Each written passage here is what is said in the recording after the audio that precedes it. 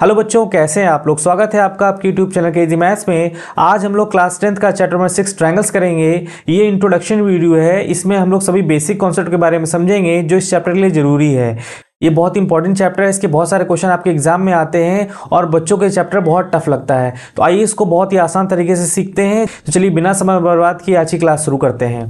इस वीडियो में हम लोग क्या क्या कवर करने वाले हैं इसको देख लेते हैं। सबसे पहला कॉन्सेप्ट होगा आपके पास कॉन्ग्रुएंट वर्सेस सिमिलर का। ये आपने क्लास 9th में कॉन्ग्रुएंसी चैप्टर पढ़ा होगा, उसमें आपने कॉन्ग्रुएंट ट्रायंगल्स के बारे में जाना होगा। उसके बाद हम लोग देखेंगे सिमिलर पॉलीगन्स क्या होता है, उसके बाद हम लोग देखेंगे सिमिलर ट्रायंगल्स क्या होता है।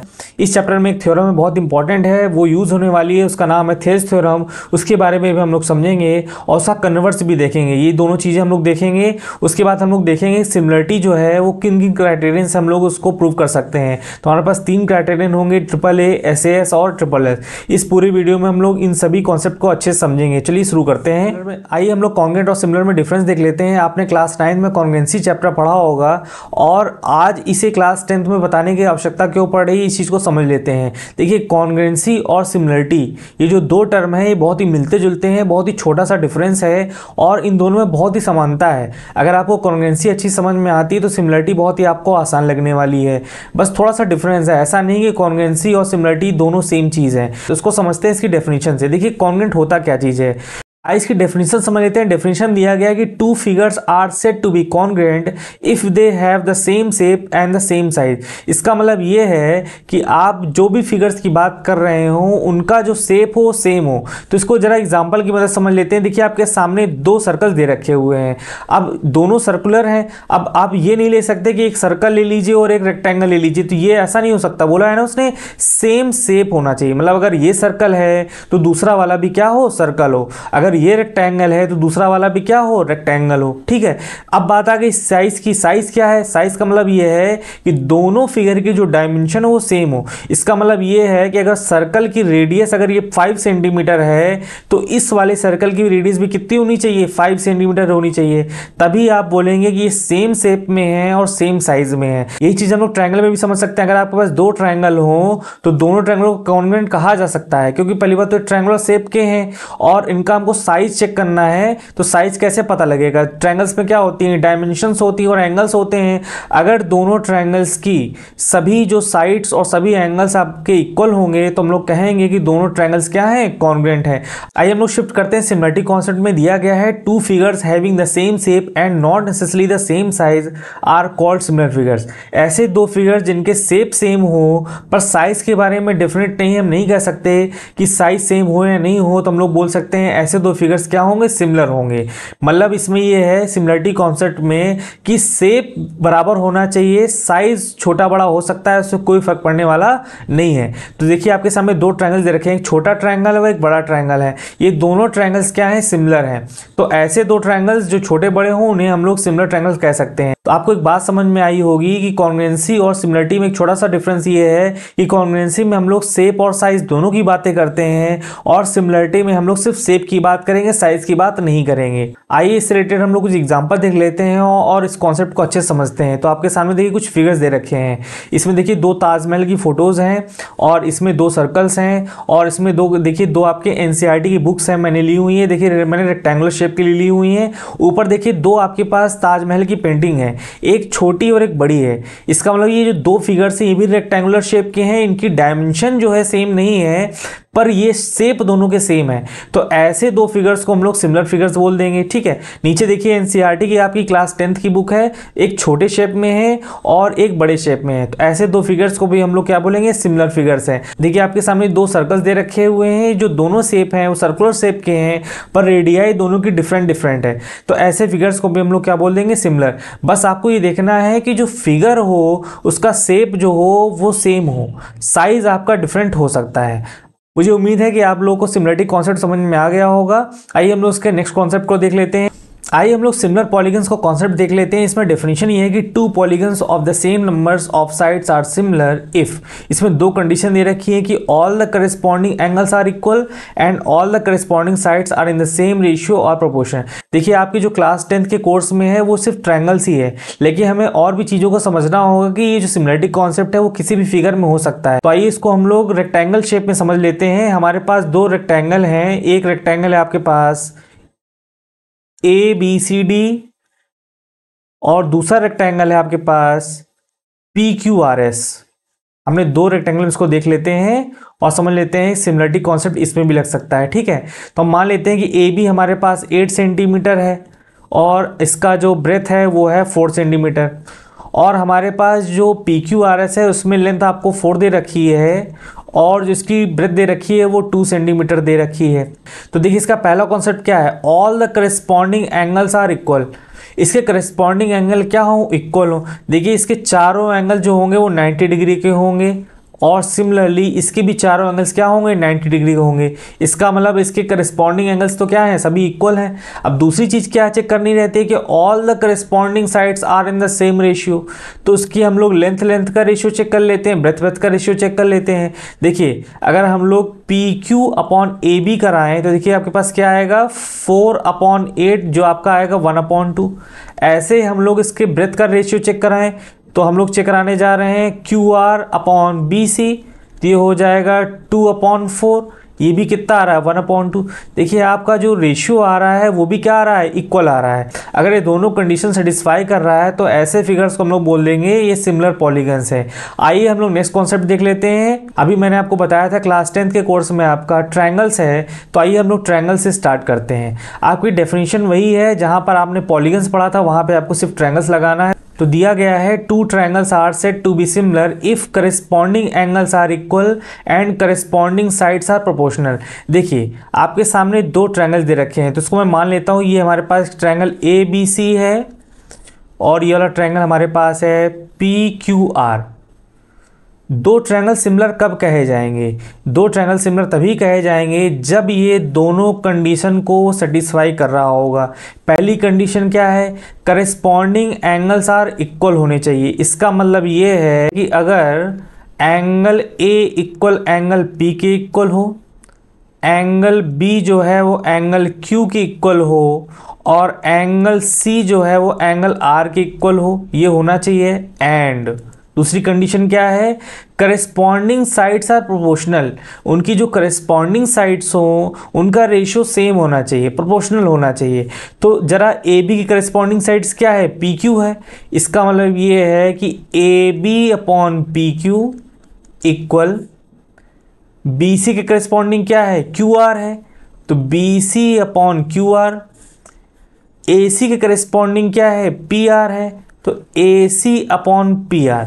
देखिए ये कंडीशन भी आपको मिलनी चाहिए, तभी आप कह सकते हैं कि दो ट्रायंगल्स क्या होंगे, सिमिलर होंगे। तो आपके पास क्या क्या मिला, angle A equal angle P, angle B equal angle Q, angle C equal angle R। ये तो बात हो गई एंगल्स की। एंगल्स आपके इक्वल होने हैं और साइड्स आपकी प्रोपोर्शनल होनी है। आपको दूसरा दिया गया था कि करस्पॉन्डिंग साइड्स आर प्रोपोर्शनल, तो AB की करस्पॉन्डिंग क्या है, PQ है, और जो BC है वो QR के करस्पॉन्डिंग है। ऐसे ही जो AC है वो PR के करस्पॉन्डिंग है। तो AB/PQ, BC/QR इक्वल AC/PR। अगर ये दोनों कंडीशन हमारी सेटिस्फाई कर रही हैं तो हम लोग कहेंगे देन ट्रायंगल ABC, ये देखिए सिमिलरिटी का साइन है, ट्रायंगल PQR।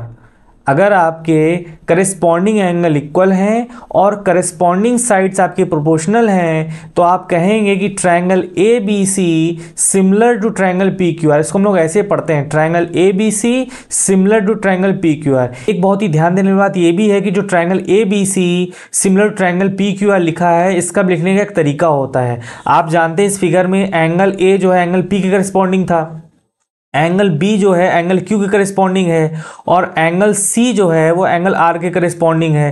देखिए आपने लिखा भी इसको वैसे ही है, triangle ABC similar triangle PQR। अगर आप ऐसा लिख रहे हैं कि triangle ABC similar to triangle QPR है तो ये गलत लिख रहे हैं। आपको उसी ट्रायंगल के वर्टिसेस के सामने वही लिखना है। जैसे आप इसका देखिए ट्रायंगल ABC का A लिखा हुआ है तो आप यहाँ पे Q लिख रहे हैं, तो क्या A और Q करस्पॉन्डिंग है, नहीं है ना। A के करस्पॉन्डिंग क्या है, P है, B के करस्पॉन्डिंग क्या है, Q है, और C करस्पॉन्डिंग क्या है, R। आप ये लिख सकते हैं जैसे आपने लिखा कि ट्रायंगल BCA। आप अगर BCA ले रहे हैं तो आप ये जरूर लिख सकते हैं कि triangle QRP। Triangle B C A similar triangle Q R P है, बिल्कुल सही बात है। लेकिन आप अगर ये लिख दें कि बी सी ए जो है ट्रायंगल पी क्यू आर के सिमिलर है, तो ये गलत लिख रहे हैं आप, ठीक है। इस बात को ध्यान दीजिएगा, बच्चे बहुत ही कंफ्यूज रहते हैं इसमें, इस चीज़ को समझ लीजिए अच्छे से। आइए इसका नेक्स्ट कॉन्सेप्ट समझ लेते हैं। इस चैप्टर में एक थ्योरम दे रखी है, बहुत इंपॉर्टेंट थ्योरम है, उससे रिलेटेड बहुत सारे क्वेश्चन आपके एग्जाम में आते हैं। उस थ्योरम का नाम है थेल्स थ्योरम, और उसी को हम लोग कहते हैं बेसिक प्रोपोर्शनलिटी थ्योरम। बहुत इंपॉर्टेंट थ्योरम है ये, इसका प्रूफ भी क्वेश्चन पूछ लिया जाता है, तो इसका प्रूफ हम लोग नेक्स्ट वीडियो में करेंगे, लेकिन इसको हम लोग अभी समझ लेते हैं, ठीक है। तो स्टेटमेंट क्या है इसका, if a line is drawn parallel to one side of a triangle to intersect the other two sides in distinct points, the other two sides are divided in the same ratio. देखिए आपको इसका statement भी याद होना चाहिए और इसका proof भी बहुत अच्छे से आपको प्रूव करना आना चाहिए। ये डायरेक्ट क्वेश्चन के फॉर्म में भी आ जाता है कि इसको प्रूव करिए, वो कई बार आता है और देखा गया है कि अल्टरनेट एग्जाम में ये आता ही रहता है, ठीक है। तो आइए इसको फिगर में समझ लेते हैं। तो देखिए हमारे पास एक ट्रायंगल, इसका नाम दे देते हैं, इसको देते हैं ए बी और सी। स्टेटमेंट है if a line is drawn parallel to one side of a triangle to intersect the other two sides in distinct point. तो एक हम लोग लाइन खींच लेते हैं डी ई। ये जो डी लाइन है वो ए बी को डी पे कट कर रही है और ए सी को ई पे कट कर रही है, और ये थर्ड साइड के पैरेलल भी हो। तो आपको दिया गया है डी ई पैरेलल टू क्या हो, बी सी हो, एक कंडीशन ये हो, ठीक है। तो होगा क्या, the other two sides are divided in the same ratio. तो होगा ये जो लाइन है, ये दो जो साइड्स आपको दे रखी हैं, ये सेम प्रोपोर्शन पे इसको कट करेगी। इसका मतलब ये है कि A D upon B D equal A E upon C E. देखिए आपको दे रखा है A D upon B D equal A E upon C. तो आप अगर ट्रायंगल में दिया गया है कि D E parallel to B C है, तो आप कह सकते हैं A D upon B D equal A E upon क्या होगा, सी होगा। ये आपका बेसिक प्रोपोर्शनलिटी थ्योरम हो गया। ये स्टेटमेंट आप अच्छे से याद कर लीजिएगा, इससे बहुत सारे क्वेश्चन सॉल्व होने वाले हैं। आइए इसका कन्वर्स भी देख लेते हैं। Converse of basic proportionality theorem का स्टेटमेंट देख लेते हैं। स्टेटमेंट है if a line divides any two sides of a triangle in the same ratio then the line is parallel to the third side. देखिए आपके सामने एक ट्रायंगल दिया हुआ है, इसको नाम देते हैं ए बी सी, और एक लाइन है डी ई जो कि दोनों साइड्स को सेम रेशियो पे कट कर दिया हुआ है। तो आपको इस बार गिवन क्या है, आपको गिवन है A D upon B D equal A E upon C ई।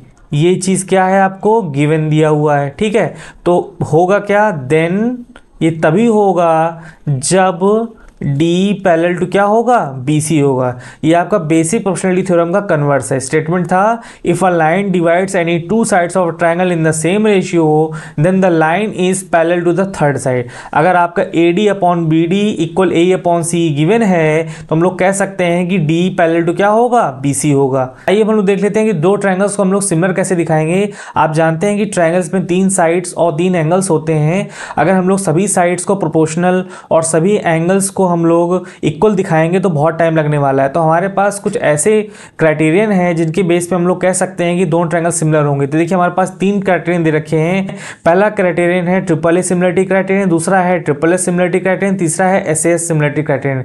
इसी को हम लोग triple a rule, triple S rule, S S rule भी कहते हैं। एक आप लोग चीज़ और जान लीजिए, जो ट्रिपल ए सिमिलरिटी क्राइटेरियन है इसी को हम लोग डबल ए सिमिलरिटी क्राइटेरियन भी कहते हैं। आइए ट्रिपल ए सिमिलरिटी क्राइटेरियन को देख लेते हैं। डेफिनेशन है if in two triangles corresponding angles are equal then their corresponding sides are in the same ratio and hence the two triangles are similar.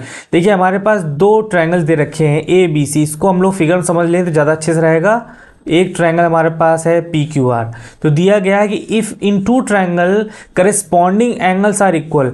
इसका मतलब ये है कि अगर एंगल ए के करस्पॉन्डिंग एंगल पी है और एंगल बी के करस्पॉन्डिंग एंगल क्यू है और एंगल जो सी के करस्पॉन्डिंग एंगल आर है और ये आपस में इक्वल है, तो हम लोग लिख लेते हैं कि अगर if angle A equal angle P, angle B equal angle Q, angle C equal अगर एंगल आर है, देन तो हम लोग कह सकते हैं कि triangle A B C similar to triangle P Q R होगा।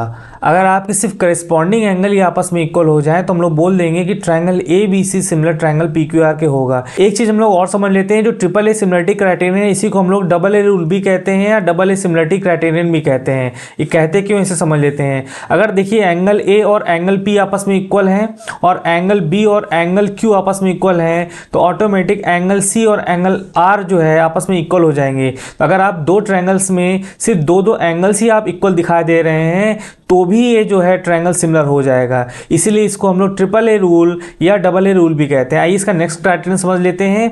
नेक्स्ट क्राइटेरियन है ट्रिपल ए सिमिलरिटी क्राइटेरियन। तो कंडीशन है कि if in two triangle sides of one triangle are proportional to the sides of the other triangle then their corresponding angles are equal and hence the two triangles are similar. तो इसको भी figure में समझ लेते हैं। तो हमारे पास दो ट्रायंगल हैं ए बी सी और ट्रायंगल पी क्यू आर।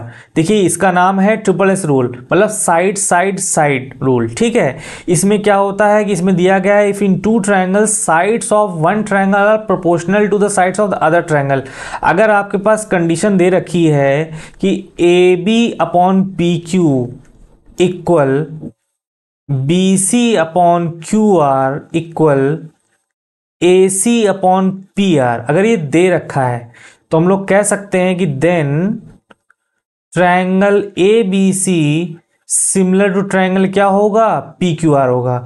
अगर तीनों करस्पॉन्डिंग साइड्स प्रोपोर्शनल होंगी तो भी हम कह सकते हैं कि दोनों ट्रायंगल्स हमारे क्या होंगे, सिमिलर होंगे। देखिए यही रूल आपने कॉन्ग्रुएंसी में पढ़ा था, वहां पर भी ट्रिपल एस रूल था, लेकिन आपने वहां ये देखा था कि वहां पे जो करस्पॉन्डिंग साइड्स है वो इक्वल हो जाती थी। वहां पर कंडीशन हुआ करती थी A B equal P Q, B C equal Q R and A C equal P R. तब आप कह देते थे कि triangle A B C congruent triangle P Q R है। तो आप कंफ्यूज नहीं होइएगा, सिमिलरिटी कॉन्सेप्ट में आपकी जो करस्पॉन्डिंग साइड्स होती हैं वो प्रोपोर्शनल होती हैं और कॉन्ग्रुएंसी में इक्वल होती हैं। तो दोनों चीज़ें डिफरेंट हैं, लेकिन क्राइटेरियन मिलते जुलते हो सकते हैं, तो आपको कन्फ्यूजन नहीं होनी चाहिए। आइए इसका नेक्स्ट क्राइटेरियन देख लेते हैं।